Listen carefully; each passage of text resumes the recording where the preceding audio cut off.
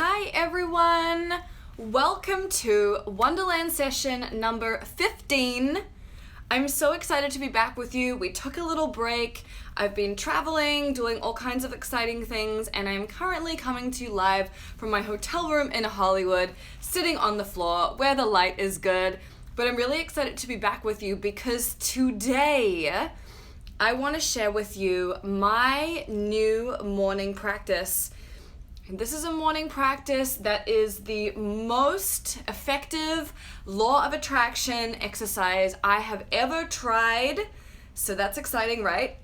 And it's really good. So, for the past few months, I guess maybe the past 6 months or so, I've really been talking about the importance of having a sacred morning practice, by which I mean anything that you can do that gets you into the vortex, aka that place where you feel really good. Because when you're in that place, everything else works, everything else flows.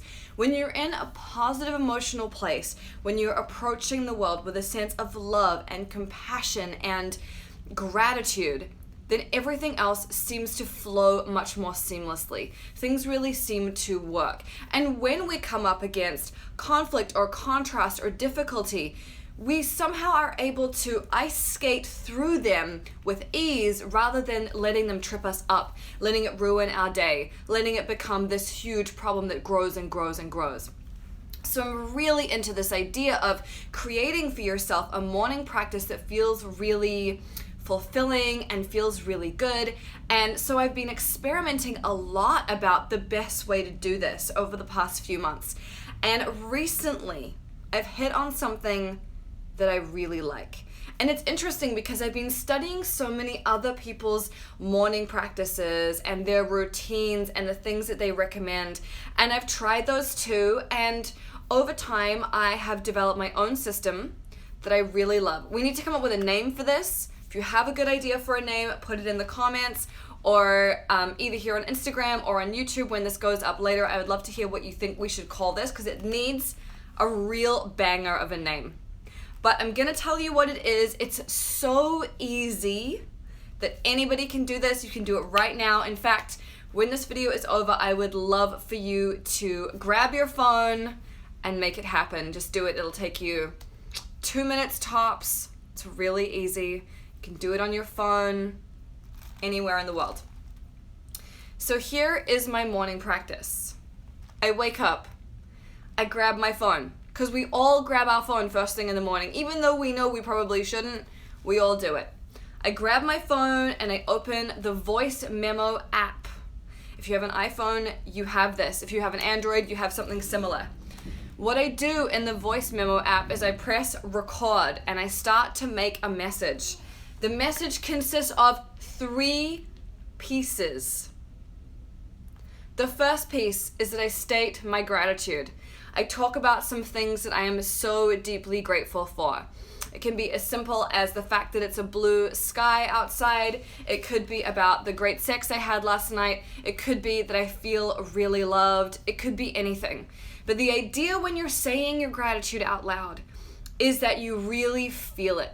You really visualize it as you're saying it. Close your eyes while you speak it aloud. It will help you step into the vision of it, and it will become even more rich, more real, and you'll feel the gratitude even more deeply. Okay?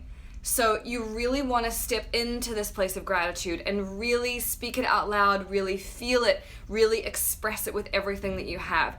And you can do this for 5 seconds, 20 seconds, as much gratitude as you have. I encourage you to go big on gratitude.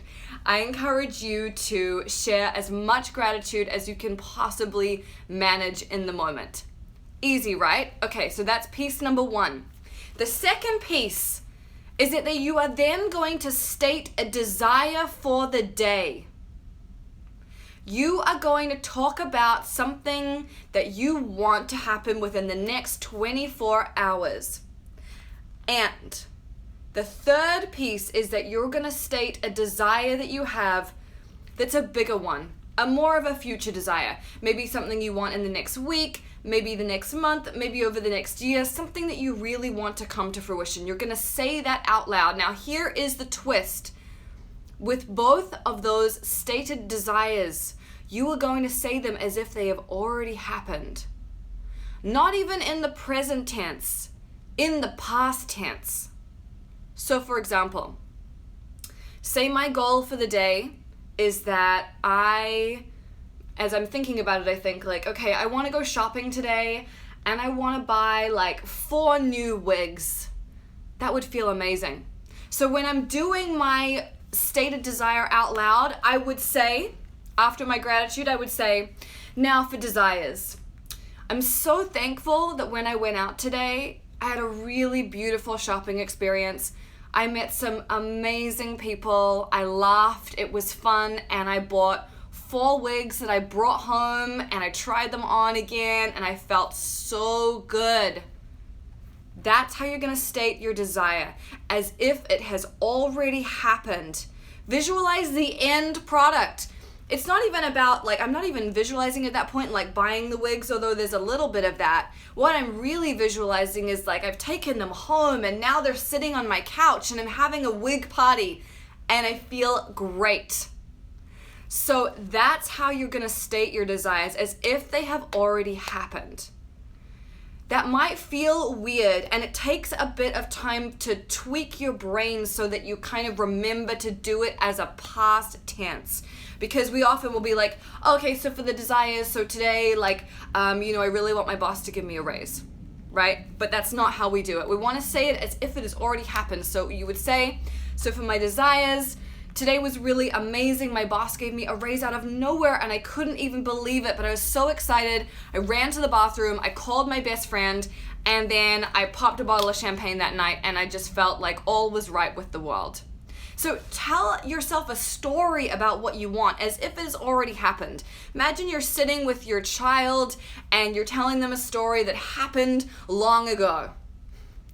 Now, this seems like a weird practice, but I have to tell you, every single time I've done this, what I want for the day, it happens. As if it was nothing. As if you said it as if it was already done, and therefore it was already done. And it just comes together. It has been amazing, and that's why I wanted to share it with you. I wanted a few test runs. I wanted to make sure it was really working, not just a fluke. It really works. So I'm gonna go through this again just really quickly because this isn't the full practice, so stay on the line. We're not done. Okay, first thing you're gonna say, I'm so grateful. So let me give you an example. Let me give you a demo of how this practice would go. Okay, so I get on my voice memo. I'm like, hi, it's Tuesday. Woo!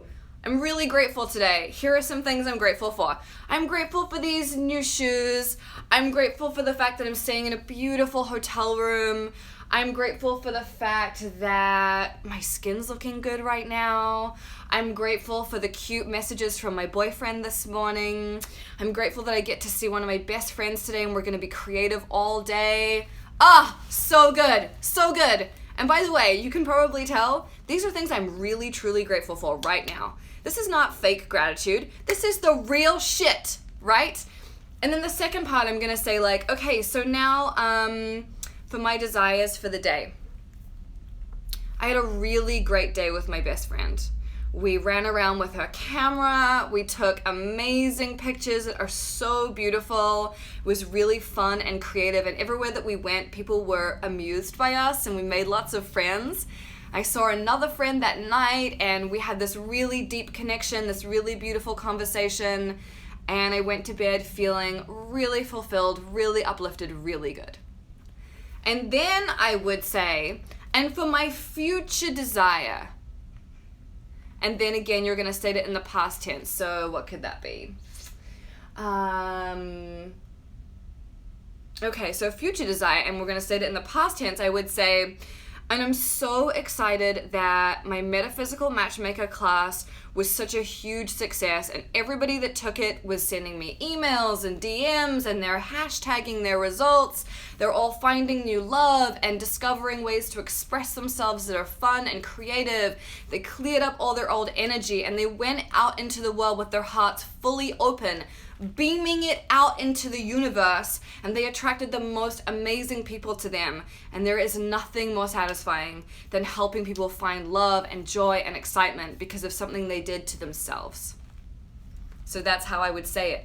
Then you say, I love you, and you stop recording, and then here's the twist. There's so many twists and turns. Isn't this fabulous? Then you're going to text this voice memo to whoever you like. So if you've never sent a voice memo of this latitude to a friend, you might want to pick like 10 different people and see how they respond. So I would send a text and be like, hey, I'm trying this new thing. It's a morning practice where I'm going to be stating what I'm grateful for and what I desire every morning. I would love to be able to text this to you, and I would really love it if you would text me your own version back to me. And then send the voice memo and see who responds in kind. See who is vibing with this. Because not everyone is going to get it. Some people are going to be like, lol, that's weird. But some people are going to be like, fuck yes, I'm in, let's go. And those are the people that you want to spend your energy with and your attention on. So do that. Do that and see who comes back, and then those people are really going to become like your spiritual running buddies. They're going to be your accountability partners. And I have been doing this morning practice where I make a voice memo and send it to a friend probably for almost a year now, and I've been doing it with my friend Alexandra Roxo, who lives in LA. And it's really funny because when we started doing this, I think we had only met in person twice, but we had this connection and we started to make voice memos, and it quickly evolved into daily gratitude voice notes, and it has now evolved into this new practice where it's gratitude and desires, and it is so much fun. And it really grew our friendship because she lives in LA, I live in New York, and what would happen is every morning I would wake up, I would make her a voice memo, send it through, and then when she woke up, she'd listen, make me her own one, and I would listen to it when I was in New York. And it was just this great way of keeping each other accountable. You know, every morning I would wake up and I would know, like, Alexandra is waiting for my voice memo, so I'm gonna do it. And this twist on the desire is so powerful. And one of the reasons I really like it is because when I started doing it, I really had to think, like, shit, what are my desires? I don't even know. Because sometimes we get so caught up in the daily stuff, like, oh, I gotta clear my inbox and I've gotta do this, I've gotta do that we forget about the big picture of what we want. And we even forget about the little daily pleasures that we could experience. So the daily desire could be something as simple as wanting to have really great sex, or wanting to, you know, have a really great conversation with a friend, or it could be something like, I want to land a $10,000 client. It can be as big or as small as you want. It doesn't matter.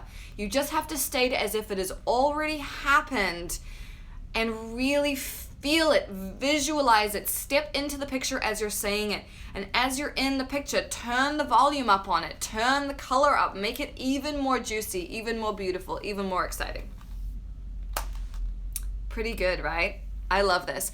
And you know, one of the reasons why I came up with the idea of this is when I was a kid, one of the things that I loved to do as an only child who was great at entertaining herself and clearly still am good at entertaining myself, I would interview myself about things I wanted to do in the future all the time.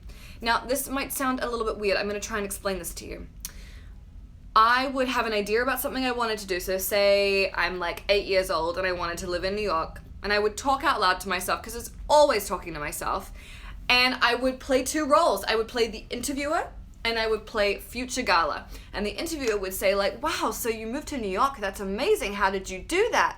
And then me as a little 8-year-old would imagine being 25 and saying, well, you know, it was actually much easier than I thought it would be. I really just made the decision that I was going to go. And I went there and I felt so welcomed by the people and the energy was so beautiful and I really slotted into the city so seamlessly. It seemed like it was really meant to be. And of course there were some challenges, you know, there were some things that were difficult, but you know, I really was resourceful, I was thoughtful, and I was just committed to being there, and so I made it work. And I'm sure as an 8-year-old I didn't talk like that, but that was kind of the gist of what was going on. And that has been something that I have done as a practice, as a manifestation practice actually for such a long time, since I was a child. And I never really realized that that's what I was doing, but I was projecting myself into the future of what I wanted and then like acting as if it had already happened. That's what people say about law of attraction. You have to act as if. And for me, one of the easiest ways to imagine it was that someone was interviewing me about it and I was just telling them what I'd done. So that is my current morning practice. I absolutely love it. It is super powerful. So I really would encourage you to give this a try today. Get out your voice memo, make a recording, send it to 10 of your favorite people and see what comes back. And in the beginning, you might be a little intimidated about stating your desires, but why should we be shy about what we want? There's nothing shameful in wanting what you want, especially because I'm sure that the things that you want are things that will be good for other people too. I don't think that you are wishing for mass homicide. I think that you're wishing for more money so that you have more options, or a more beautiful relationship so you feel a deeper connection, or a more flourishing business so that you can serve more people. These are all beautiful things. There's no guilt, there's no shame. And it's also really important that the people that you have in your life are people that support you unconditionally, that don't say like, oh, this is ridiculous, or like, well, don't you think you have enough already, or any of that stuff. You don't need those people in your life. And actually, maybe doing this exercise will be a way of weeding out who's really on your team and who just acts like they are. So that's what I wanted to share with you today. It's a really beautiful practice. Let me know if you come up with a name for it. And tell me how you go. I think it will be life-changing for you. It was life-changing for me. And that's it. Now I'm going to go have that amazing day that I just told you about. Yes, I'm so excited. I love you. Have a beautiful day.